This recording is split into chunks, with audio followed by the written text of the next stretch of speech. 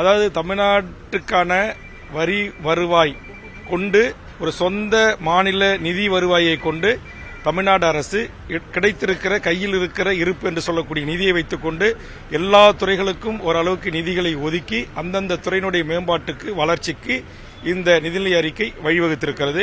இந்த மண்ணில் அகதிகளாக வந்து வாழ்ந்து கொண்டிருக்கிற நமது ஈழத்து உறவுகளுக்கு 3000 வீடுகள் கட்டித் தருவது, பல்வேறு பாலிடெக்னிக் ஐடிகளை புதிதாக உருவாக்குவதற்கு அறிவித்திருப்பது, என்னுடைய பண்ருட்டி தொகுதியில் கலை அறிவியல் கல்லூரி அமைக்கப்படும் என்கிற முதலமைச்சருடைய அறிவிப்புக்கு வடிவம் கொடுப்பது உள்ளிட்ட பல்வேறு தமிழ்நாட்டு மக்களுக்கு பயனளிக்கக்கூடிய அறிவிப்பாக இடம்பெற்றிருக்கிறது. குறிப்பாக பள்ளிக்கல்வித்துறைக்கு அதிக நிதி வேண்டும் என்கிற எமது கோரிக்கை இன்றைக்கு 46,000 கோடி ரூபாயாக அறிவித்திருக்கிறது. அதுபோன்று இந்த தமிழ் மொழி, எமது உயிரை விட மேலாக தமிழ் மொழி, தன் மொழி உரிமை காப்பதற்காக உலகத்தில் ஒரு இனம் தம் தேக்குமர உடல்களை தீயாக்கி உயிர் தியாகம் செய்த ஒரு இனம் தமிழர் இனம். அந்த தமிழ் இனத்தின் தாய்மொழியான தமிழ் மொழிக்காக இந்த நிதிநிலை அறிக்கையிலே கிட்டத்தட்ட சுமார் 55 பத்திகளிலே அதை குறித்து நம்முடைய நிதியமைச்சர் அவர்கள் இந்த தமிழ் மொழியினுடைய சிறப்பையும் தமிழ் சமூகத்தினுடைய பெருமையும் இன்றைக்கு கோடிட்டு காட்டியிருக்கிறார்கள். ஆக இந்தியை திணித்து இன்றைக்கு ஆதிக்க அரச மனோபாவத்தோடு நடந்து கொள்ளும் ஒன்றிய பாசிச பாரதிய ஜனதா அரசுக்கு ஒரு சரியான பதிலடியாக இந்த நிதிநிலை அறிக்கை அமைந்திருப்பதாக தமிழக வாழ்வுரிமை கட்சி பார்க்கிறது.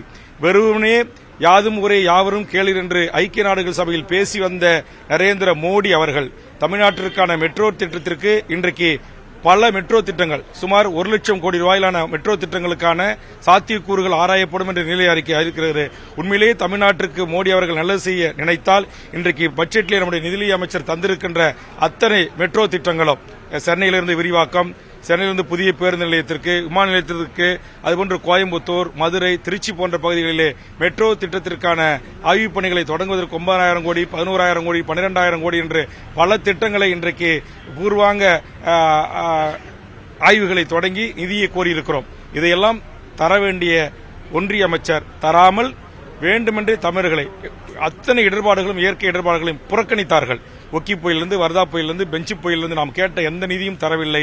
ஆனால் இன்றைக்கு சொந்த நிதியை வைத்துக் கொண்டு ஒரு அரசு எல்லா துறைகளுக்கும் இருப்பதை பகிர்ந்தளித்து ஒரு மிகச்சிறந்த ஒரு நிதிநிலை அறிக்கையை நம்முடைய நிதியமைச்சரும் நம்முடைய நிதித்துறை செயலாளரும் தமிழக மக்களுக்கு தந்திருக்கிறார்கள்.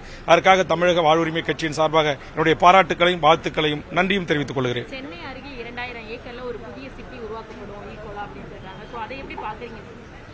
அதை குறித்து நான் இன்னும் ஆய்வுக்குட்படுத்தப்பட வேண்டும். அதற்கு காரணம், அந்த இடம் ஆலவந்தார் அறக்கட்டளை என்கிற ஒரு கல்வி நிறுவனத்திற்கு சொந்தமான இடம். அந்த இடம் ஏற்கனவே கடல்நீர் குடிநீர் திட்டத்திற்காக பல நூறு ஏக்கர்கள் கைப்பற்றப்பட்டிருக்கிறது. இது அந்த இடத்திலே தேர்வு செய்ய போகிறார்களா, வேறு இடத்தை தேர்வு செய்ய போகிறார்களா, அந்த மாதிரியான நகரம் எப்படி அமையப் போகிறது என்பதையெல்லாம் நான் ஆய்ந்து அறிந்து அதை குறித்து நான் முதலமைச்சரோடு பேச இருக்கிறேன். நன்றி.